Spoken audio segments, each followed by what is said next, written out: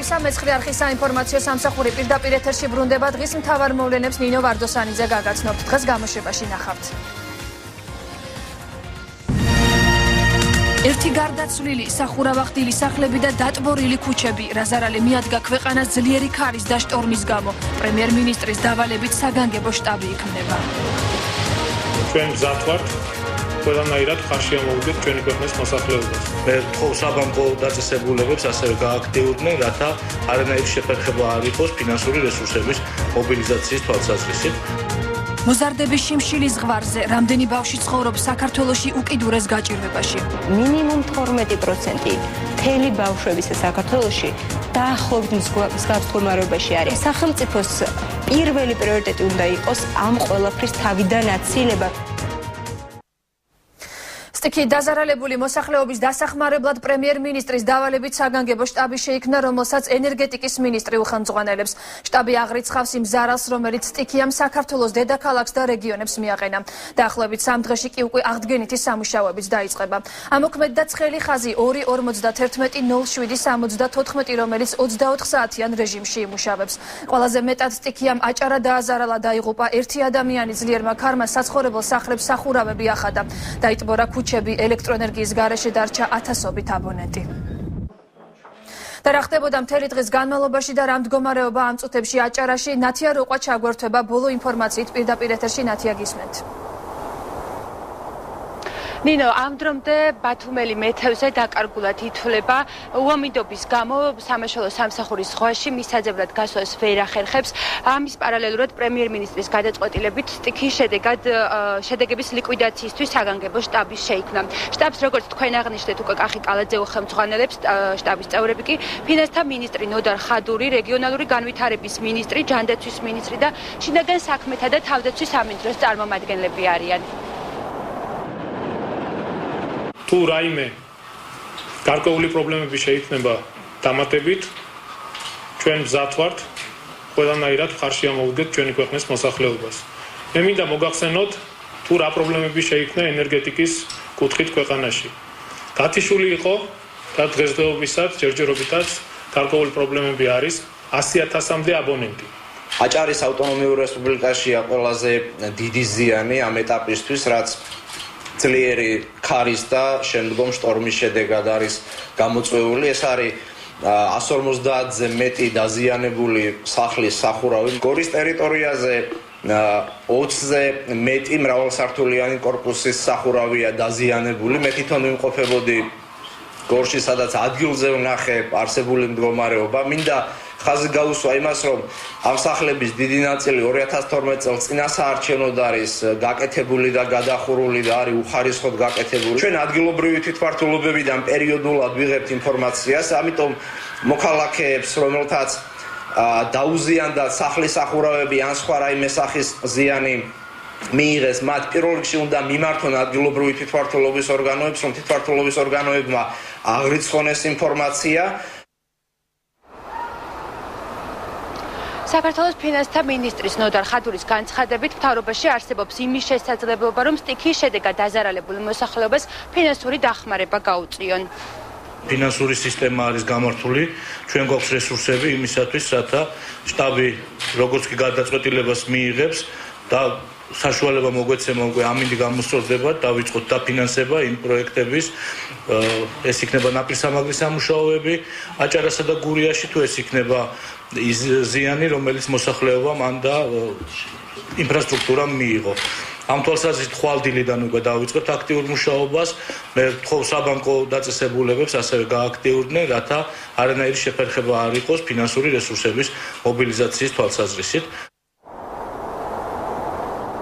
დაახლოებით 15 წუთის წინ აჭარის მთავრობის თავმჯდომარემ არჩილ ხაბაძემ გააკეთა საგანგებო განცხადება პრემიერ-მინისტრის დავალებით შექმნილ შტაბს აჭარაში არჩილ ხაბაძე უხელმძღვანელებს. ამ კომისიის წევრები ასევე იქნებიან ბათუმის საკრებულოს თავმჯდომარე და მინისტრთა კაბინეტის წარმომადგენლები. არჩილ ხაბაძის ინფორმაციით, სავარაუდოდ წინასწარი მონაცემებით აჭარაში დაახლოებით 2-დან 3 მილიონამდე ლარის ზარალი არის მიყენებული მოსახლეობისთვის. ხუროჩაუს რაიონს ოდნავ მეტი ზარალი მიაყენა, დაახლოებით 93 სახლი არის ნაწილობრივ დაზიანებული, სახურავი, დაახლოებით 9-10 სახლი უკვე მთლიანად მოხდა მისი ასე ვთქვათ დაზიანება და სახურავის გარეშე არის ამ ეტაპზე დაღუპული ერთი, რომელიც მეთევზე, რომელიც სახლში დაგვეღუპა, მიმდინარეობს ამ ეტაპზე სამუშაოები.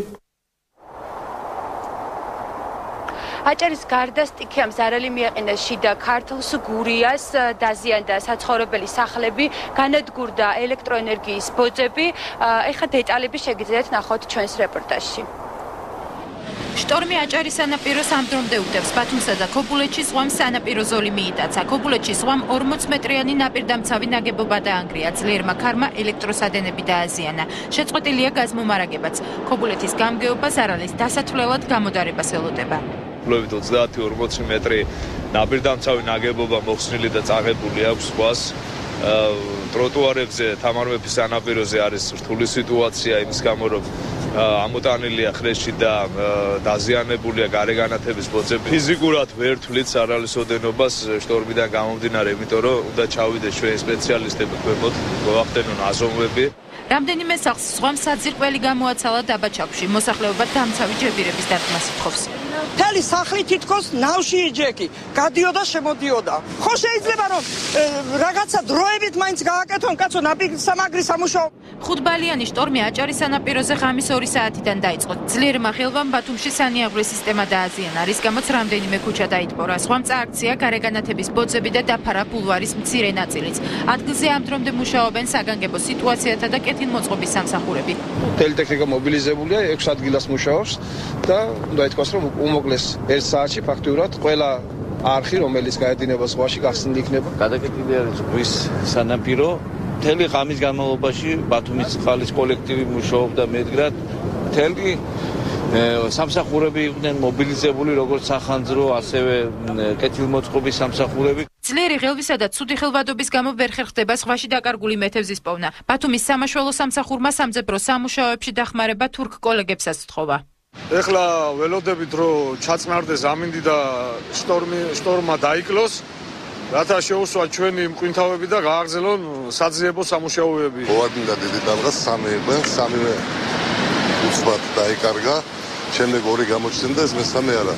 ძლიერმა ქარმა შენობებს სახურავები გადახადა გორში. თუნუქის კონსტრუქცია სტალინის მუზეუმთან ტურისტების 20-კაციანი ჯგუფის სიახლოვეს დაეცა. შემთხვევას მსხვერპლი არ მოჰყოლია. ამ დრომდე გორში საგანგებო სიტუაციათა სამსახურში 20-მდე გამოძახებაა შესული. სადენების დაზიანების გამო მოსახლეობას ელექტროენერგია არ მიეწოდება. სტიქიის შედეგებს ენერგეტიკის მინისტრი ადგილზე გაეცნო. ძლიერი ქარის გამო გათიშულია 60,000-მდე აბონენტი. ცუდი ამინდის გამო, ქარის გამო გარკვეული სამუშაოების შესრულება ვერ ხერხდება, მაგრამ დარწმუნებული ვარ დღის ბოლომდე აბონენტების უმრავლესობა ჩაირთვება. აქეთ გაუწკაციანი ჯგუფი ტურისტებისა, რომელიც შედიოდნენ ვაგონში, მსხვერპლს გადავრჩით ფაქტიურად, რომ გვერდზე იდგნენ ესე და ზედმაგაცინ დაეცა. სპეციალისტები ქარის შესუსტებას და გამოდარებას ხვალიდან ელიან. ქარი 26 მარტს საქართველოს მთელ ტერიტორიაზე ჩადგება. ამინდი 27 მარტიდან კვლავ შეიცვლება. ნალექი ქვეყნის ტერიტორიაზე 3 დღის განმავლობაში გაგრძელდება. პრემიერ-მინისტრის დავალებით შექმნილი შტაბის წევრი ფინანსთა მინისტრი ნოდარ ხადური ცოტა ხნის წინ გორში ჩავიდა და დაზარალებულ მოსახლეობას შეხვდა. გორში სტიქიამ საცხოვრებელი შენობები დააზიანა. როდის მოხდება ზარალის ანაზღაურება? ნოდარ სირტყაძე ჩაგვერთვება გორიდან პირდაპირ ეთერში. ნოდარ გისმენთ. სტიქიის გამო გორში ამ დრომდე რთული ვითარება არის. უკვე 40-მდე კორპუსი მთლიანად 40-მდე კორპუსი ძლიერი ქარის გამო მთლიანად ნაწილობრივ სახურავი აქვს გადახდილი. პრობლემა არის ასევე შექმნილი ელექტროენერგიის მომარაგების მხრივაც. დაახლოებით 10,000-მდე აბონენტი ამ დროისათვის ელექტროენერგიის გარეშე იმყოფება.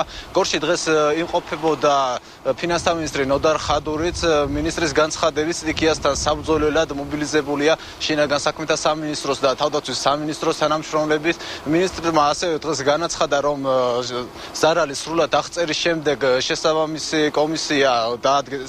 კომისია შემდეგ დაადგენს ზარალს და ცენტრალური ხელისუფლებიდან უკვე რეაბილიტაციისათვის საჭირო თანხები სრულად გამოიყოფა.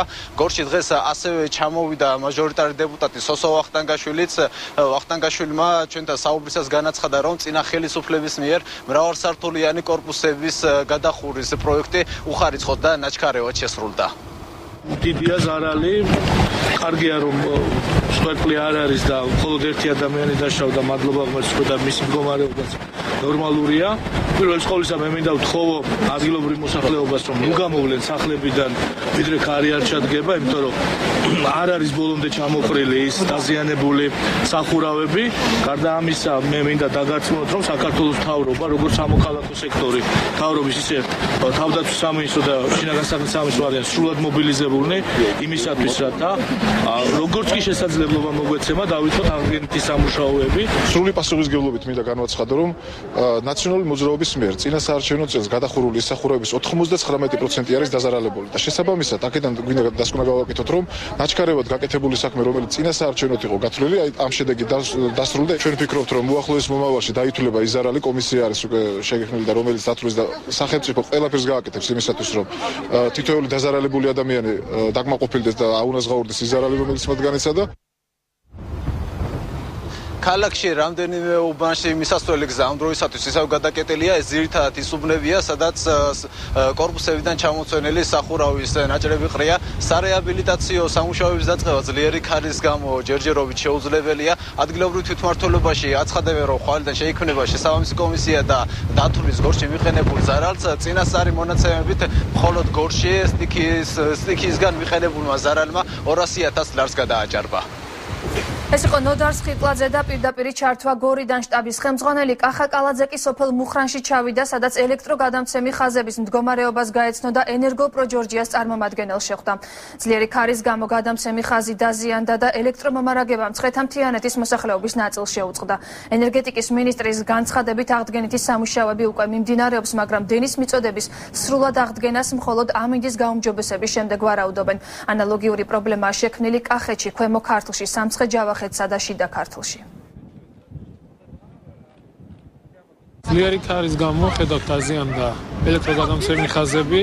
ყველაზე დიდი პრობლემა ამ მხრივ ამ მომენტისთვის არის მცხეთა-მთიანეთი, ასევე კახეთის მიმართულებით ძალიან სერიოზული პრობლემებია, მიმდინარეობს სამუშაოები. უბრალოდ პრობლემა არის ის, რომ ქარი ისევ ძლიერად უპირავს და გარკვეული სამუშაოების შესრულება ვერ ხერხდება.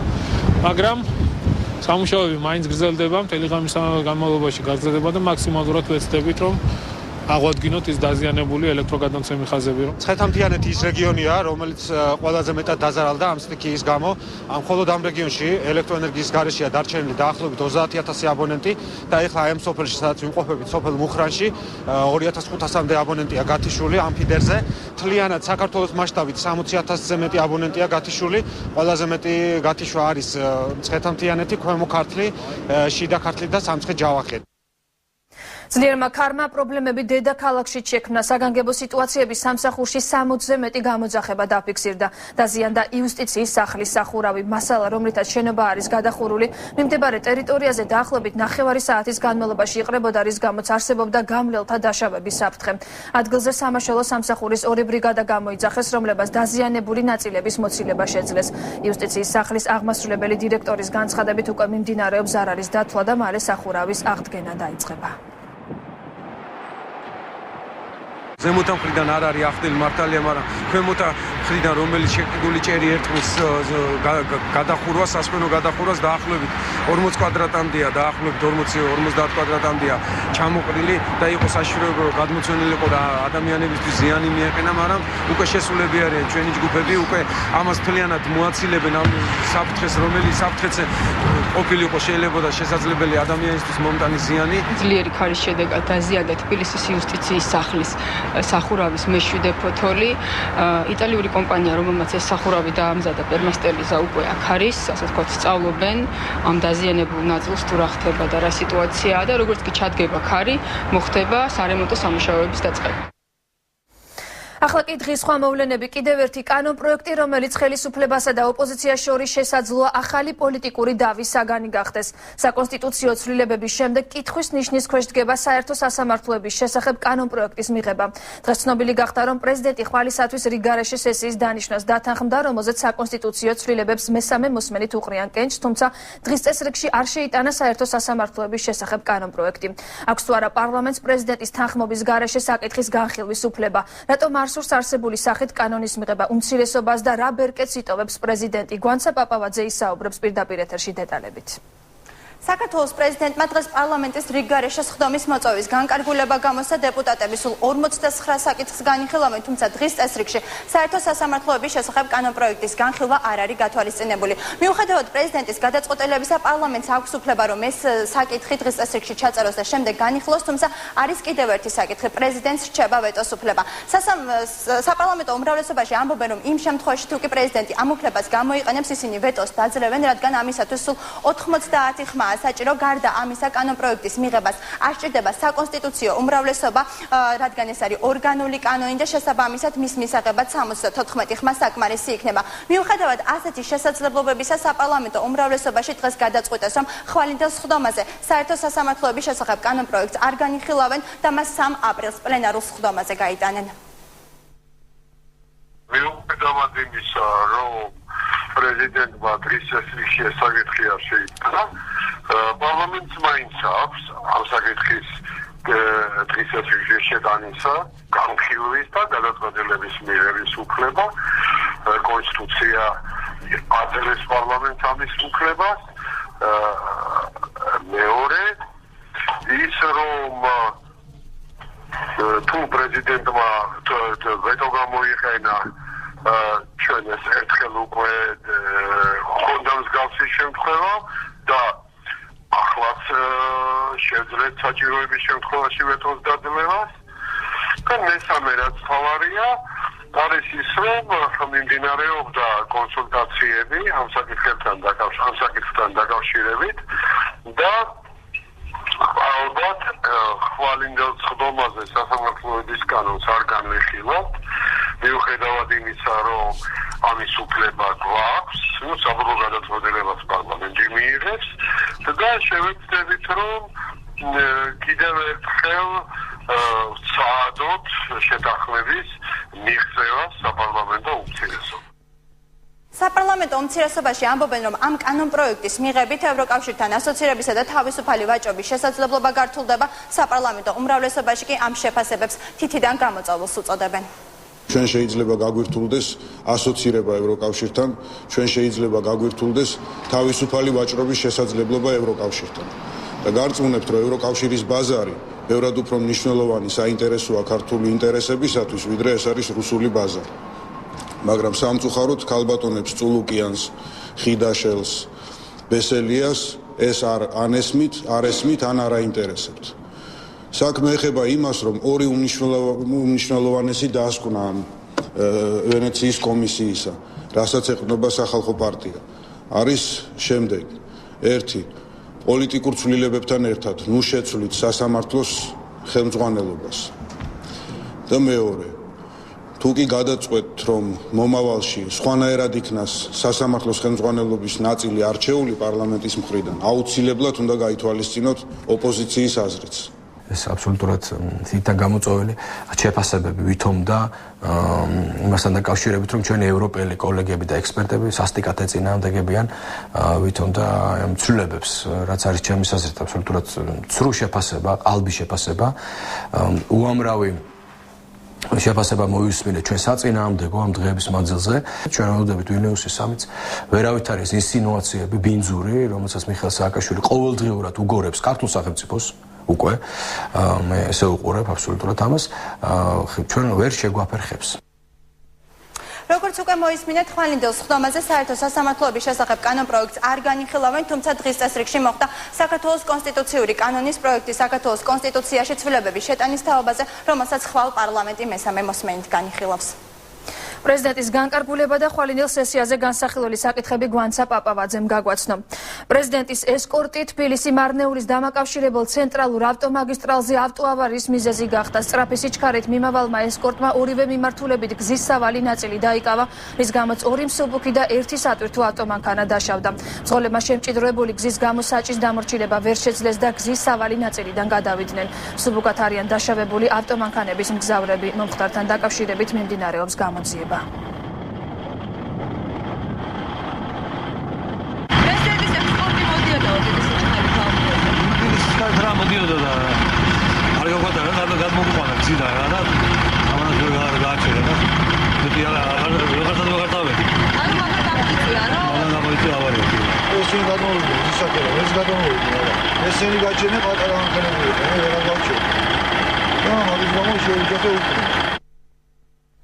ბათუმში 1 წლის გოგიტა აბაშიძის გარდაცვალება დღეს საზოგადოების ერთმა ნაწილმა გააპროტესტა. რუსთაველის გამზირიდან საზოგადოებრივი მაუწყებლის შენობამდე მათ მსვლელობა გამართეს და მაუწყებლის ხელმძღვანელობისგან საეთერო დროის დათმობა მოითხოვეს. გადაწყდა, რომ არხი სოციალურად დაუცველთა პრობლემებს მომავალი სეზონიდან აქტიურად გააშუქებს. გოგიტა აბაშიძე, რომელიც სოციალურად დაუცველი ოჯახიდან იყო, სავარაუდოდ შიმშილით გარდაიცვალა. აქციის მონაწილეებმა მომხდარში წინა ხელისუფლება დაადანაშაულეს. სოციალურად დაუცველთა ასეთი რეაქცია საზოგადოებრივ მაუწყებელთა ნაციონალური მოძრაობის წევრის გიგი წერეთელის გამოჩენამ გამოიწვია. ტელევიზიასთან პირად საქმეზე მისული დეპუტატი და წინა ხელისუფლება აქციის მონაწილეებმა სოციალურად დაუცველთა დღევანდელ მდგომარეობაში დაადანაშაულა.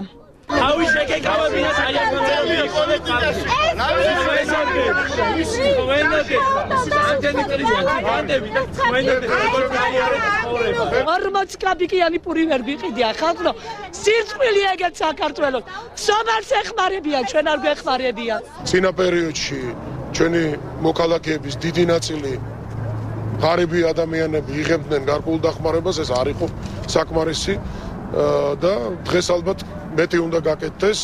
მე კონკრეტულად რამდენიმე ადამიანს და კონკრეტულ ბავშვზე იყო ახლა ერთ-ერთზე მას აქვს დაზღვევაც, აქვს გარკვეული დახმარებაც, მაგრამ მის დაავადების კურნალობას ეს არ ყოფნის. საეთერო დროის დათმობა სოციალურად დაუცველი მოსახლეობისთვის. ეს იყო საზოგადოებრივ მაუწყებელთან შეკრებილების მოთხოვნა. აღნიშნულ თემაზე ლევან გახელაძესა და აქციის ორგანიზატორებს შორის შეხვედრა შედგა. ცნობილია გადაწყვეტილებაც. საზოგადოებრივი მაუწყებელი უახლოეს დღეებში დაუთმობს ერთ-ერთ ტოქ-შოუში მათ პრობლემების გაშუქებას, თავის ეთერს და ჩვენ ისედაც გეგმავდით ყოველ კვირეულ დაახლოებით ერთ თვეში დაიწყება სწორედ სოციალურ პრობლემებზე. ყველაფერი ესე შესრულდება, ძალიან დიდი მადლობლები ვიქნებით. რათა ერთიანად უნდა ვიბრძოლოთ ხალხის პრობლემაზე და არა კიდე სხვა რამეზე. ყველა ბავშვი ყველას ბავშვია, ეს დღევანდელი აქციის მთავარი სლოგანი იყო.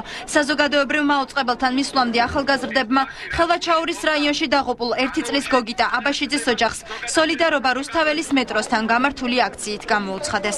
ეს ნიღაბი წარმოადგენს ყველა იმ დაჩაგრული ადამიანის, ყველა იმ უფლება აყრილი ადამიანის, ყველა იმ მოშიმშილე ადამიანის სოლიდარობის გამომხატველ ნიშანს. მოთხოვნა ხელისუფლების მიმართ სულ ერთია, ორივე მხარეს თანმექნება იგივე, რომ პრეზერვატივები და ჩოხები გადადონ ცოტა ხნით და ქვეყნის შიგნით მიხედონ თავიანთ მოქალაქეებს. გოგიტა აბაშიძის გარდაცვალებასთან დაკავშირებით მწუხარებას საქართველოს პრეზიდენტმაც გამოთქვა და მინისტრებს გაჭირვებულების პრობლემების შესწავლისკენ მოუწოდა. გამოდით და თქვენ თვითონ იარეთ ოჯახ-ოჯახ, შეისწავლეთ გაჭირვებულების პრობლემები. ნუ დავადანაშაულეთ მათ, რომ იქ ვიღაც საბუთი ვერ მოაგროვა, რაღაცა ვერ გააკეთა, ჩვენ უნდა დავეხმაროთ, ჩვენ უნდა აუხსნათ, ჩვენ უნდა გავაკეთოთ, ჩვენ უნდა შევძლოთ ყველაფერი იმისათვის, რომ მომავალში ასეთი რამე მაინც აღარასდროს განმეორდეს. 21 საუკუნეში არავინ არ უნდა კვდებოდეს შიმშილით, მით უმეტეს თუნდაც ჯერ კიდევ არ გამდიდრებულ საქართველოში, მაგრამ საქართველოში სადაც ამის საშუალება მაინც არის, რომ შიმშილით სიკვდილის პრობლემა არ იდგეს. დღევანდელი აქციის ორგანიზატორები ხელისუფლებას მიმართავენ და იმ ეგრეთ წოდებული კრიტერიუმებისა და კოეფიციენტების გადახედვას ითხოვენ, რომლითაც მათი გაჭირვების დონე განისაზღვრება. გაეროს ბავშვთა ფონდის კვლევის მიხედვით საქართველოში 77,000 ბავშვი უკიდურეს გაჭირვებაში ცხოვრობს. ისინი ფაქტობრივად შიმშილის ზღვარზე არიან. ჩვენმა გადამღებმა ჯგუფმა დღესის ოჯახი მოინახულა, სადაც ბავშვებს უფასო სასადილოდან მიღებული საკვებით ზრდიან. სახალხო დამცველი სოციალური დაცვის მექანიზმების არაეფექტურობაზე საუბრობს. ომბუდსმენი გამოსავალს სახელმწიფო პოლიტიკის შეცვლაში ხედავს. არ არის საკმარისი, იმიტომ რომ როცა აძლევენ აი ეს ერთ ჩამჩა თითო სულზე. ისე გვისხავენ. ერთი ჩამჩა არის თითო სულზე. 33 წლის ლია სოზაშვილი მეუღლესთან და 5 შვილთან ერთად გარეუბანში მდებარე ამ ნახევრად დანგრეულ სახლში ცხოვრობს. ოჯახის არც ერთი წევრი არ მუშაობს და მათი ყოველდღიური საკვები უფასო სასადილოდან მოტანილი კერძია. ეხლა რო შეჭამენ, სადღაც 6 საათის მერე უკვე კიდე ითხოვენ ბავშვები საჭმელს. და საღამოს ხშირად არის მომენტი, რომ აღარ გაგვთავად. ძალიან ხშირად, მაგის გამო ეს ცოტა პრობლემებული ბავშვია. და ცუდად გამხდარა რომანიკო. შიმშილი? კი. ლია ამბობს, რომ ასე დრო შვილების დაპურებას მეზობელს თხოვს ხოლმე. ოჯახის ერთადერთი შემოსავალი სოციალური დახმარება დროებით შეჩერებულია. ამიტომ ბავშვები თავის გატანას ყოველდღიურად ქუჩაში შეგროვებული ბოთლების ჩაბარებით ცდილობენ. ბოთლებს აგროვებენ და მეზობელი ბავშვი არის, ისე თუ სადმე რო ხედავს ხოლმე ბოთლები ალაგია, ბავშვებს ეძახის ხოლმე, რომ აწამო იქ ბოთლებია, მიდი დროს გაიღე. გაეროს ბავშვთა ფონდის ბოლო კვლევის მიხედვით საქართველოში თითქმის 77,000 ბავშვი ცხოვრობს უკიდურეს სიღარიბეში, ანუ დღეში დაახლოებით 2 ლარს მოიხმარს. სახელმწიფომ ესე იგი უფრო მეტი ინვესტიცია უნდა ჩადოს ბავშვიანი ოჯახების გაძლიერებაში და სოციალური დაცვის მექანიზმები უფრო მეტად უნდა ითვალისწინებდეს ბავშვის ინტერესებს. გაეროს ბავშვთაობლების კონვენცია ამბობს, რომ ოჯახისათვის ბავშვის ჩამორთმევა არის აბსოლუტურად უკიდურესი ღონისძიება, როდესაც ამის იქით გამოსავალი აღარ გაქვს. აქამდე სხვა ღონისძიებები უნდა განხორციელდეს. მაგალითისათვის გეტყვით, როდესაც ბავშვები მოხვდებიან სახელმწიფო ზრუნვის სისტემაში, თითოეულ ბავშვს თქვათ, მინდობით აღზრდის შემთხვევაში, მინდობით აღზრდელ ოჯახს უხდიან 400 ლარს, 600 ლარს. ხომ შეიძლება ეს ფინანსები მანამდე ბიოლოგიურ ოჯახზე იყოს მიმართული, რომ მაინც და მაინც არ მოხდეს ამ ბავშვის იძულებით გადაყვანა სახელმწიფო ზრუნვის ქვეშ. სახალხო დამცველის წარმომადგენელი ანა არგანაშვილი თვლის, რომ სახელმწიფოს მიერ იმ პრობლემების დროული აღიარება არ მოხდა, რასაც ბოლო წლებში ჩატარებული კვლევები გვიჩვენებდა. ძალიან მნიშვნელოვანია, რომ ეს ერთი მაგალითი არ იყოს განყენებული და არ ჩავთვალოს შემთხვევითობად. მაშინ, როდესაც ჩვენ ვიცით, რომ მინიმუმ 12% მთელი ბავშვებისა საქართველოში დაახლოებით მსგავს მდგომარეობაში არიან. ამიტომ სახელმწიფოს პირველი პრიორიტეტი უნდა იყოს ამ ყველაფრის თავიდან აცილება, რომ მე დაგვიანებულზე რეაგირება არ დავიწყოთ. არსებობს კანონი, მაგრამ არსებობს იმის გარდა კიდე რაღაცა შეიძლება დაარღვიო კანონიც კი იმისთვის, რომ თქვა ადამიანს უცხლე გადაარჩინო, ხო? პედიატრი რამაზ ღულაძე წლების განმავლობაში დედათა და ბავშვთა სიკვდილიანობის საკითხებზე მუშაობდა. ამბობს, რომ ბავშვის არასწორი კვების ანალოგიურ შემთხვევებს მთიან აჭარაში ხშირად წაწყდომია. მშვიდობიან პირობებში 1000 კომლიან სოფელში კვდება ბავშვი შიმშილით.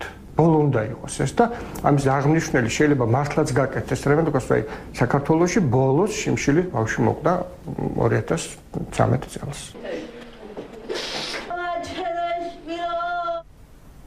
ოცდაოთხ მარტს ტუბერკულოზის საერთაშორისო დღე აღინიშნება. ამ თარიღთან დაკავშირებით დღეს სასჯელახსრულების სამინისტრომ ქსნის დაწესებულების ტუბერკულოზის ცენტრში შეხვედრა გამართა. სასჯელახსრულების უწყებამ ამ პრობლემასთან ბრძოლის საკითხი ერთ-ერთ პრიორიტეტად დაასახელა, რასაც ციხის განტვირთვა მოჰყვა და დაავადებულთა რეაბილიტაციისთვის ახალი პროგრამა შემუშავდა. ციხე ტუბერკულოზით დაავადებულმა 400-მა პატიმარმა დატოვა. ქსნის სასჯელახსრულების დაწესებულების ტუბერკულოზის ცენტრში 240 მსჯავრდებული მკურნალობს. ეპიდემიოლოგი გიული კალმახელიძის თქმით, პაციენტების რაოდენობა ამნისტიის შემდეგ შემცირდა. ამჟამად 240-მდე მსჯავრდებული მკურნალობს. ეს ამინისტრირების შემდეგ შემცირდა ეს რაოდენობა, თორემ გაცილებით მეტი იყო. განკურნებითაც მცირდება, რა თქმა უნდა, მაგრამ ასეთი მკვეთრი შემცირება გამოიწვია ამინისტრირებამაც. ამას ჩვენ შესაბამის დოკუმენტაციას ვადნებთ და მკურნალობას აგრძელებენ შესაბამის საცხოვრებელი ადგილის შესაბამის დაწესებულებაში. ამნისტიით საპატიმროები ტუბერკულოზის დიაგნოზით 400-მა ადამიანმა დატოვა. სასჯელახსრულების მინისტრის მოადგილე მარჩილ თალაკვაძე მათ მკურნალობის სამოქალაქო სახალხო პროგრამით გაგრძელებისკენ მოუწოდა. მინისტრი სუბარიკი ტუბერკულოზის ცენტრის მაღალ სტანდარტებზე საუბრობს. ტუბერკულოზის პრობლემები ვისაც ქონდა მიმართონ სამოქალაქო პროგრამას ტუბერკულოზის, სადაც სახელმწიფოს მიერ მათი მკურნალობა არის დაფინანსებული. მნიშვნელოვანია, რომ მათ ბოლომდე მიიყვანონ ეს მკურნალობა. სახელმწიფო პროგრამა ხორციელდება რეგიონებშიც, ხორციელდება თბილისშიც, არის სტაციონარული კომპონენტი, არის ამბულატორიული კომპონენტი. გამკურნების შანსი არის გაცილებით მაღალი და რაც თავარია, სტანდარტი არის აბსოლუტურად იგივე, რაც სამოქალაქო სექტორში, არაფრით ნაკლები და უფრო უკეთესია ის, რომ ჩართულობა არის აქ უფრო მეტი ვიდრე სამოქალაქო სექტორში. დავამარცხოთ ტუბერკულოზის ჩვენს ცხოვრებაში, ქსნის სასჯელასრულების დაწესებულებაში ის ფოტოები გამოიფინა, რომლებიც მომღერლებმა, მსახიობებმა, სპორტსმენებმა და ჟურნალისტებმა კამპანიის ფარგლებში გადაიღეს. რომ გაგიკვირდება ისეთ ადამიანებს შეიძლება ჭირდეს და ამასთან ბრძოლა არის აუცილებელი და საბედნიეროდ ტუბერკულოზი იკურნება დღეს, ამიტომ ამას ძალიან ყურადღება უნდა და ნამდვილად შეიძლება დაძლიოს ავადმყოფობა და მე მგონია რომ აუცილებლად საზოგადოებამ უნდა ერთიანად მიიღოს ამაში მონაწილეობა. შევერთდები ამ ტუბერკულოზის პრევენციის პროექტს, იმიტომ რომ ნამდვილად ხელი უნდა შეუწყოს ყველამ და ამავდროულად მეც ვიღებ მონაწილეობას. ტუბერკულოზი ინფექციური დაავადებაა, რომელიც ძირითადად ფილტვებში ვითარდება. ყოველწლიურად მისით 9 მილიონი ადამიანი ავადდება. ოფიციალური მონაცემებით ტუბერკულოზით საქართველოში 5000-ზე მეტი ინფიცირებულია. დაგვალოდეს დღის სხვა მოვლენებით რეკლამის შემდეგ დაბრუნდებით. ფოთის მეტალურგიული ქარხანა ისევ პარალიზებულია, მეტალურგების გაფიცვა გრძელდება. რაც ჩვენი ძირითადი მოთხოვნილებები იყო ამ ჩვენთან დაკავშირებით და უსაფრთხოებასთან დაკავშირებით, არაფერზე რეაგირება არ მოახდინენ. არ შეიძლება ესეთი იგნორირება ადამიანთა მოთხოვნების და ესეთი რადიკალური ნაბიჯების გადადგმა ამათი დაჟჯის და დამუქრების მიზნით. ფოთში მეტალურგების გაფიცვა გრძელდება. მეორე დღეა აქციის მონაწილეებს ბლოკირებული აქვთ ქარხანაში მისასვლელი გზა, საწარმო პარალიზებულია. მიღწეული შეთანხმება, რომ გათავისუფლებული თანამშრომლების სამსახურში აღდგენა და პრობლემების მოგვარება მოხდებოდა, პროფკავშირების ხელმძღვანელობის განცხადებით ქარხნის მენეჯმენტმა დაარღვია. გაფიცულები კი დაშლას არ აპირებენ, სანამ მათი მოთხოვნები არ დაკმაყოფილდება. გაფიცულთა მოთხოვნებს ადგილობრივ ხელისუფლებაში სამართლიანად მიიჩნევენ. გაფიცვიდან მესამე დღეს ფოთელი მეტალურგების მოთხოვნები არ იცვლება. პირველ ეტაპზე ისინი სამსახურიდან დათხოვნილი თანამშრომლების აღდგენას ითხოვენ. წინააღმდეგ შემთხვევაში კი შიმშილობის აქციის დაწყებას არ გამორიცხავენ. ძირითადად ისევ და ისევ ვაგრძელებთ საპროტესტო აქციას, რაც ჩვენი ძირითადი მოთხოვნილებები იყო ამ ცვლილთან დაკავშირებით და უსაფრთხოებასთან დაკავშირებით. არაფერზე რეაგირება არ მოახდინენ, არც რაც იყო მერთან შეთანხმება არაფერზე რეაგირება არ მოახდინენ და ამას ჩვენ მივიყვებით, სანამ ჩვენი უფლებებს არ დავიცავ და არ ვიქნებით ის 7 კაცი აღდგენილი სამსახურში, რომელიც გამთავისუფლებულია. ქარხნის ადმინისტრაციას კონსტრუქციული დიალოგისკენ და პირობების შესრულებისკენ მოუწოდებს საქართველოს პროფკავშირთა გაერთიანების თავმჯდომარის მოადგილე. ილია ვერძაძის თქმით, პროტესტის უკიდურესი ფორმით გამოხატვა ქარხნის ადმინისტრაციამ და ხელისუფლებამ არ უნდა დაუშვას. არ შეიძლება ესეთი იგნორირება ადამიანთა მოთხოვნების და ესეთი რადიკალური ნაბიჯების გადადგმა ამათი დაჟჯის და დამუქრების მიზნით. ამიტომ იზულებას იმისას, რომ ამ ადამიანებმა მიმართონ უკიდურეს ზომებს, ალბათ არ იქნება ეს გამართლებული ნაბიჯი არც ადმინისტრაციის და არც ხელისუფლების წარმომადგენელთა მხრიდან. ქარხნის ადმინისტრაციასა და გაფიცულებს შორის მოლაპარაკებებში გუშინ საღამოს ფოთის მერიც ჩაერთო. დავით სარსანიას განცხადებით, საწარმოს მენეჯმენტი მხარეებს შორის მიღწეულ შეთანხმებას არღვევს. ჩვენ ვესაუბრეთ ადმინისტრაციის, მეტალურგიული ქარხნის ადმინისტრაციის ხელმძღვანელობას, შევთანხმდით იმაზე, რომ ეტაპობრივად მოვაგვარებდით ამ პრობლემას და რაც ძირითადი პრობლემაა, რომელიც მდგომარეობს იმაში, რომ 7 ადამიანია განთავისუფლებული, იმის გამო, რომ ეს მოთხოვნა დააყენა, ასევე შევთანხმდით იმაზე, რომ ამ ადამიანების დაბრუნება მოხდებოდა სამსახურში, მაგრამ ეტყობა, რომ ჩვენ მართლა სხვადასხვა ენაზე ვსაუბრობთ. პირობების დარღვევაში ხელმძღვანელობას დიალოგში ჩართული ქარხნის თანამშრომლებიც ადანაშაულებენ. მათი განცხადებით მოთხოვნები, რომელიც სამუშაო პირობების გაუმჯობესებასა და ხელფასების გადახედვას შეეხება, ისევ ძალაში რჩება. ვერ ხერხდება რა ამ ადამიანებთან კომუნიკაცია, არც არანაირი პასუხი მოგვსვლია, არც მოსულან საერთოდ დღეს დაუკითხავთ ამბავი, ან კი იქნება, ან არ იქნება, საერთოდ არ გამოდიან მოლაპარაკებაზე. ნუ სანამ არ იქნება ჩვენ შორის შეთანხმება, მანამ ვიქნები ჩვენ აქ და მივახცევთ იმ შედეგს, რასაც ჩვენ ვითხოვთ აუცილებლად. გაფიცულებმა ქარხნის მიმდებარე ტერიტორიაზე კარავი გაშალეს და მოთხოვნების დაკმაყოფილებამდე დაშლას არ აპირებენ. პერიმეტრზე რჩებიან სამართალდამცავი ორგანოების წარმომადგენლები. ამ დრომდე მედიასთან კომენტარს არ აკეთებს ქარხნის მენეჯმენტი. სასმელი წყლის ამბულატორიის ბუნებრივი აირის და გზის გარეშე ახმეტის რაიონული ცენტრიდან 12 კილომეტრი დაშორებულ სოფელ ხორხელში 30-მდე ოჯახი ურთულეს პირობებში ცხოვრობს. პრობლემა ზემო ხოდაშენის მდინარე ქმნის, რომელიც წყალდიდობის დროს კალაპოტიდან გადმოდის. იტბორება საცხოვრებელი სახლები და სასოფლო სამეურნეო სავარგულები. ახმეტის მუნიციპალიტეტში განმარტავენ, რომ პრობლემების ნაწილის მოგვარება სოფლის მხარდაჭერის პროგრამის ფარგლებში მიმდინარე წელს დაიწყება. სოფელ ხორხელის მცხოვრებლებს წლებია სასმელი წყლის პრობლემა აწუხებთ. ადგილობრივების თქმით, მიწისქვეშ გამავალი მილები სიძველისგან დაზიანებულია. წყალი ნიადაგში ჟონავს, რის გამოც სოფელი ხშირად უწყლოდ რჩება. ხორხელის მოსახლეობა დასახლებაში ბუნებრივი აირის შეყვანასაც ითხოვს. ჩვენ არავინ ყურადღებას არ გვაქცევს. რამდენიმე წლებია, რომ სულ ესეთ გაჭირვებაში ვართ. ჩვენი მომხედი არავინ არ არის. ეს ამდენი თანხები დაშვებულია სად მიდის? გამოგვიყვანონ გაზი. შეღავათი კონდეს ან მოხუცებს შეშის ცოტა რაღაცას მაინც მოადგება ამ დახმარებას გაუწევს. ვითომ გააკეთეს, მაგრამ ამოდის ზოგან ამოდის წყალი გაფუჭდა, რა ვიცი რა მოვიდა. ეხლა კიდევ გვინდა რომ კიდე შეკეთება უნდა, ამას აუცილებლად უნდა მიხედონ, გააკეთონ. ეხლა 2 დღეში ერთხელ ხან ფუჭდება, ხან არ მოდის. 30 კომლიანი დასახლებისთვის უმთავრესი პრობლემა ზემო ხოდაშნის მდინარეა, რომელიც ყოველ წელს წყალდიდობის დროს კალაპოტიდან გადმოდის და საცხოვრებელი სახლების დატბორვასთან ერთად სასოფლო-სამეურნეო სავარგულებს მთლიანად ანადგურებს. მოსახლეობა მეზობელ სოფელთან დამაკავშირებელი საცალფეხო ხიდის აღდგენასაც ითხოვს, რომელიც დიდი ხნის წინ მოვარდნილმა ღვარცოფმა დააზიანა და მას შემდეგ ხიდის შეკეთებაზე არავის უზრუნია. სოფლისთვის ძალიან დიდ პრობლემას ქმნის, რა ვიცი, რო გამოუვარდება ეს წყალი, რა ვიცი, მაისის თვეში რა უფრო რა ვიცი, სუმი აქვს რა მთელი ნაკვეთებია, მოსავალი თუ რამე უწვალია ადამიანს, გადაულის ვსიო რა, იგი შარშან რავი არ მოვიდა არაფერი ხალხს მოსავალი. აი ეს ტროსები ჰაერშია გაჩერებული. აი მოითხოვთ იმას, რომ გადაიპოლოს ეგ დეემატოს ტროსი, სადაც არის გაჩერებული, შუაკრიკაშია გაჩერებული. იმას დეემატოს გადავიდეს. ესე იგი გადაღმა რომ ორი სოფელი გაკავშირდეს. ერთმანეთთან კავშირი ქონდა. ჩვენ პატარა ხორხელს და დიდ ხორხელს კავშირი ქონდა. აი ამას მოითხოვ. სოფელ ხორხელის პრობლემები კარგად არის ცნობილი ახმეტის მუნიციპალიტეტში.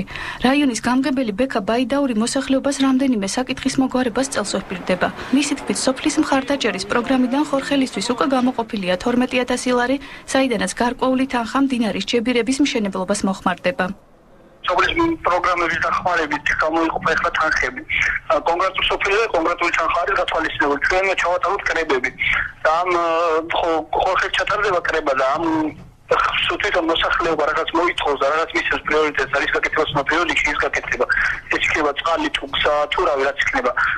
მოსახლეობა ადგილობრივ ხელისუფლებას პრობლემების დროულად მოგვარებას თხოვს. თუ გაზაფხულზე მდინარის ადიდებამდე ნაპირსამაგრის სამუშაოები არ დასრულდა, სოფელ ხორხელს კვლავ დატბორვის საფრთხე ემუქრება.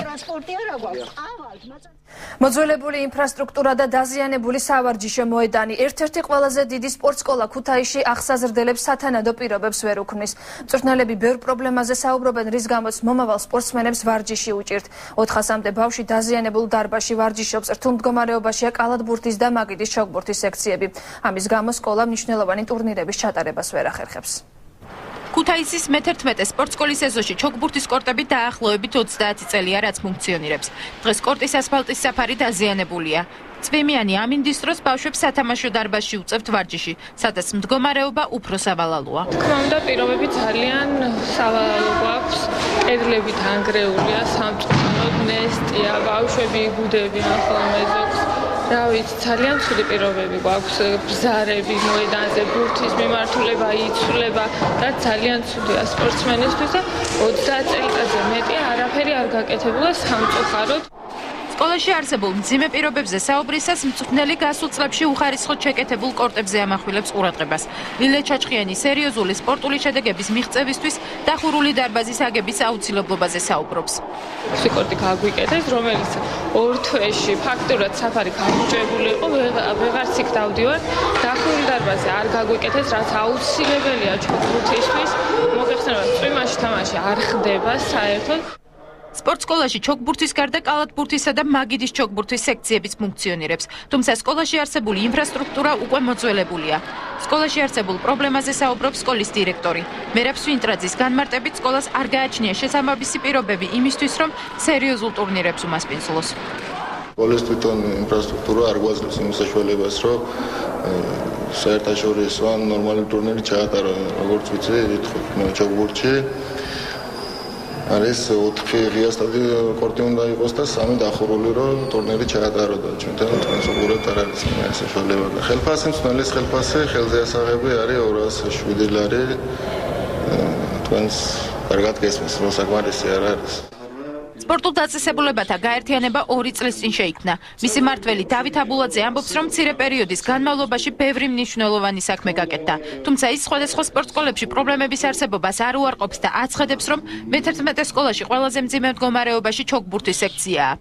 საბოლოო ჯამში თუ გვინდა ჩვენ ვილაპარაკოთ ჩოგბურთის განვითარებაზე, რომელიც ასე პოპულარულია მსოფლიოში, საჭიროა სტანდარტული კორტები, აქედან 2 გადახურული, 4 ღია, რომელსაც ალბათ დიდი სამუშაო და დიდი ფული ჭირდება და ეს მომავლის საქმეა და იმედი მაქვს, რომ მომავალში ჩვენ ამასაც მივაღწევთ. როგორც ჩანს, მე-11 სპორტსკოლის ახსოვს რგდელებს ჩოგბურთის თამაში უახლოეს მომავალშიც დაზიანებულ დარბაზში მოუწევთ. სოფელი სადაც წვიმის წყალს საოჯახო საქმეებისთვის იყენებენ. უკვე 2 თვეა გურჯაანის რაიონის სოფელ ახაშენში მცხოვრები 40-მდე ოჯახი სასმელი წყლის გარეშეა დარჩენილი.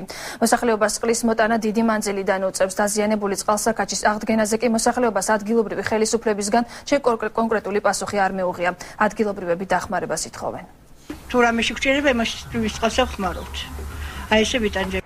გურჯაანის რაიონის სოფელ ახაშენში მცხოვრები მარიამ ყაჭიური ონკაზე წყლის მოსვლას ყოველდღიურდება, თუმცა უშედეგოდ. ამბობს, რომ საოჯახო საქმეებისთვის ხშირად წვიმის წყალს იყენებს, რადგან უკვე 2 თვე მათ უბანში წყალსაკაჩი დაზიანდა და მას შემდეგ სასმელი წყლის მოტანა შორი გზიდან უხდება. ყაჭიურების მსგავსად ამ უბანში უწყლოდ კიდევ 40 ოჯახია დარჩენილი. მოდის ალბათ საათში 20 ლიტრი ჩამოდის და ესეთ ეხლა ამ ხელაუბანს 20 ლიტრი წყალი არ იყოფა ოჯახს თავისთავად 40 კომზე აქ ლაპარაკი ენაცვალ ეხლა გვიჭირს ფაქტიურად ეხლა ვისაც ტრანსპორტი აქვს მაშინები ბალონებით მომხდარა. მოსახლეობამ დახმარებისთვის რაიონის ხელმძღვანელობას ბევრჯერ მიმართა, თუმცა უშედეგოდ. დაპირების მიუხედავად უბანში სასმელი წყლის პრობლემა კვლავ მოუგვარებელია. იმედი მარტო იმედს გვაძლევენ. დღეს ხვალ 10 დღეში თვის ბოლოს 10 დღეში 5 დღეში და დაპირება ოცნებად დაგვრჩება მე მგონი ეს წყალი. გურჯაანის მუნიციპალიტეტის სანიაღრო მეურნეობისა და სასმელი წყლის უზრუნველყოფის სამსახურში აცხადებენ, რომ მსგავსი პრობლემა ახაშენის მსგავსად გურჯაანის კიდევ 6 სოფელშია. დაზიანებული წყალსაკაჩის სრული აღდგენა უახლოეს მომავალში იქნება შესაძლებელი. თხოვნით მიმართე მე გამგეობის გამგებელს ბატონ აკაკი ოსიაშვილს, საკრებულოს თავმჯდომარეს ფინანსურ განყოფილებას და ძალიან დამედგნენ და დამეხმარნენ და მოიძიეს ეს თანხა რამენაირად, რომ აი ამ ეტაპზე 6 პომპა მაინც შევიძინო. ცხადებთ და შევისყიდით პომპებს და დავამონტაჟებთ ისე, რომ სულ მაქსიმუმ 2 კვირა გჭირდება, რომ ამ მოსახლეობას წყალი აღუდგეს და მიეწოდოს. ადგილობრივები პრობლემის დროულად გადაჭრას ითხოვენ. ლარნაკებში დაგროვილი წვიმის წყალი, მოშლილი ინფრასტრუქტურა და ჰაერგამწვევის სისტემის გარეშე დარჩენილი ოზურგეთის ისტორიული მუზეუმი. უძველეს ექსპონატებს განადგურება ემუქრება. მუზეუმის თანამშრომლები აცხადებენ, რომ თუ შენობის სახურავი დროულად არ შეკეთდა, უნიკალური ნივთები აღარ იარსებებს. ჩვენი რეპორტაჟი ოზურგეთიდან. სწორედ წვიმის შედეგია ის, რომ ერთ-ერთი უნიკალური ექსპონატი ოზურგეთში 1891 წელს დაბეჭდილი ვეფხვის ტყაოსანი აი ასეთ მდგომარეობაში ხედავთ თქვენ მას, რომელიც სასწრაფოდ მოითხოვს რესტავრაციას. 2 საუკუნის წინ ოზურგეთში დაბეჭდილი ვეფხვის ტყაოსნის გარდა წვიმამ ფონდში დაცული უნიკალური ნაკეთობები და ხელნაწერებიც დააზიანა.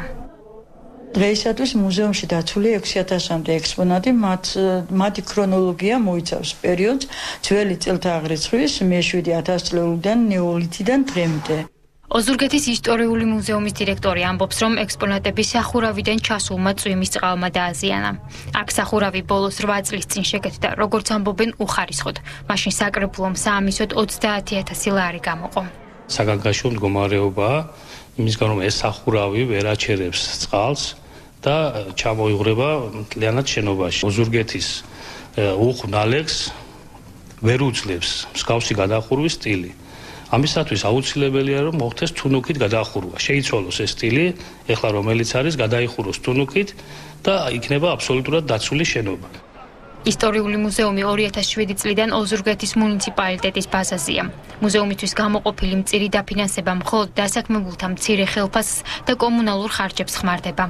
მუნიციპალიტეტის გამგეობაში აცხადებენ, რომ პრობლემას კარგად იცნობენ, თუმცა ბიუჯეტის სიმცირის გამო მისი მოგვარება ფაქტობრივად შეუძლებელია.